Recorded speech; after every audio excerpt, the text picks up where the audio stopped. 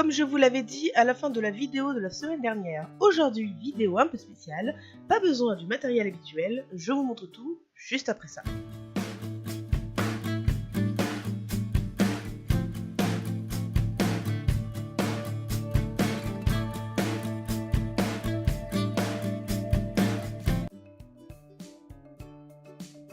Dans ma toute première vidéo, je vous avais fait un tuto avec de la pâte à modeler Autodurcissante. Si jamais vous ne l'avez pas vu, je vous mets le lien en haut à droite. Et bien aujourd'hui, je vous propose de tester celle-ci. Je l'ai trouvée chez Les Sœurs Graines à Lyon à la Part-Dieu pour 1,39 €, donc ça vaut presque rien. Et comme leur collection change rapidement, je vous mets un lien pour en trouver dans la barre d'infos. C'est de la pâte à modeler Autodurcissante mais avec des petites billes. Ça a un peu la texture du chewing-gum.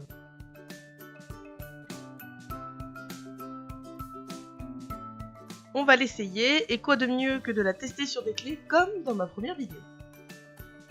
Voici le rendu après 24 heures de séchage. Donc les plus, c'est facile à utiliser, les petites billes sont agréables et il y a le même temps de séchage que l'autre. En ce qui concerne les moins, on ne peut pas personnaliser autant qu'avec l'autre pâte, mais ça suffit à lui-même.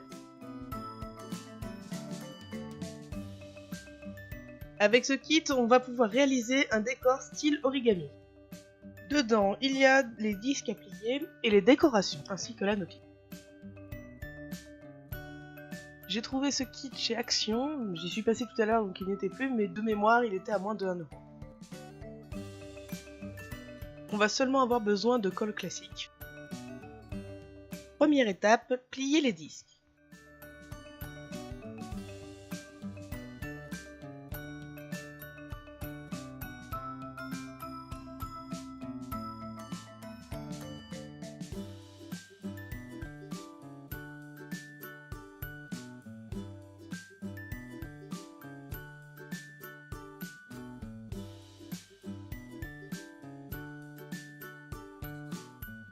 Puis on doit coller 5 disques ensemble comme je suis en train de le faire, et ce 2 fois.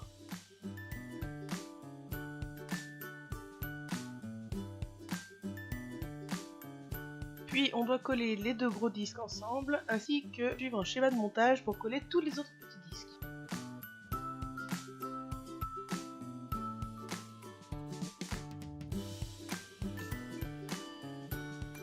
Vous pouvez refaire cette déco chez vous en utilisant une grosse perforatrice, faisant des pliages adéquats. Ensuite on colle toutes les petites ailettes restantes, sauf 2. C'est par là qu'on va faire passer la décoration que l'on va monter maintenant. On va avoir besoin d'un grand pompon, 2 perles de différentes tailles, donc 4 petites et 3 grosses, et 2 fils, donc il faut 2 morceaux de fil, plus quelque chose pour enfiler, et là il s'agit d'un petit morceau de fil de fer.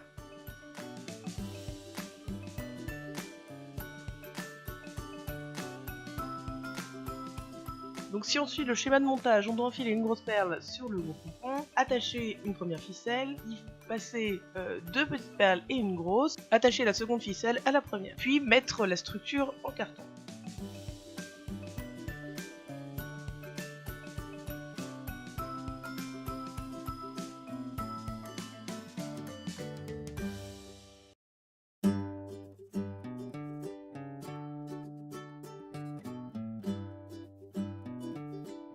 On passe donc le fil dans la structure en carton et on colle les 2 ailettes restantes.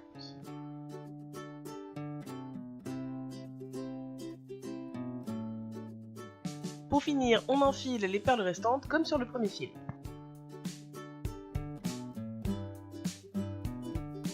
Et on n'oublie pas de faire un petit nœud pour bloquer le tout.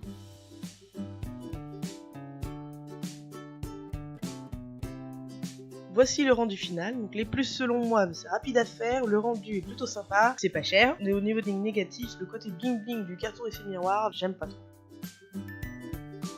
Second kit de Do It Yourself de chez Action, comme l'autre je ne l'ai pas retrouvé tout à l'heure, mais c'était moins de 2 €. Il s'agit d'une tête de chat à construire en 3D, style trophée de chasse en carton.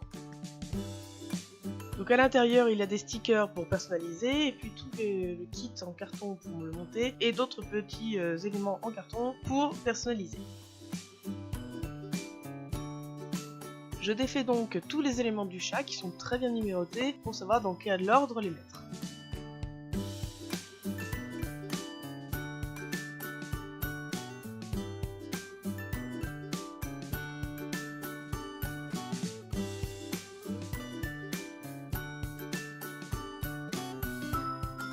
J'ai glissé tous les aimants à leur place, je suis en train de filmer. Maintenant, place à la personnalisation, donc chacun a son goût, il y a plein d'éléments, on peut faire vraiment comme on veut.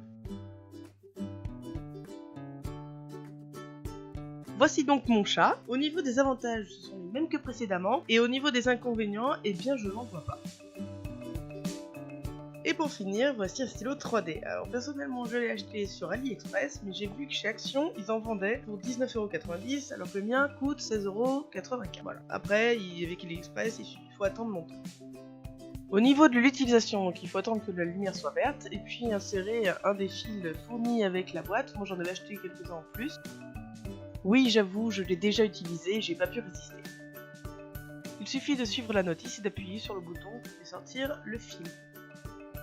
Vous pouvez régler la vitesse de sortie du fil fondu, et après vous n'avez plus qu'à tracer ce que vous voulez. A noter quand même que c'est mieux de le faire sur une feuille en papier pour pas que ça reste accroché à la table.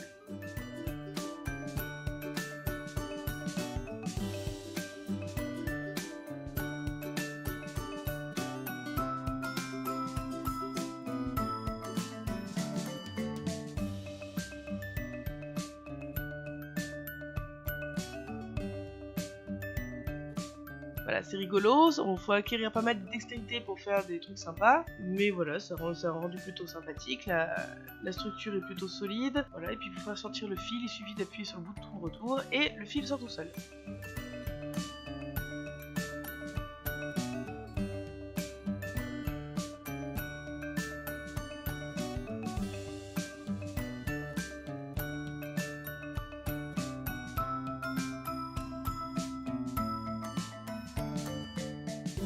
Je vous remercie d'avoir regardé cette vidéo. J'espère que ce type de vidéo vous a plu, donc dites-le moi en commentaire. Je vous mets dans la barre d'infos, comme d'habitude, tous les liens pour acheter le matériel là, que j'ai trouvé. Abonnez-vous si c'est toujours pas fait. On se retrouve vendredi prochain pour un tutoriel plus classique comme j'ai l'habitude de faire. D'ici là, bricolez bien. Bye bye.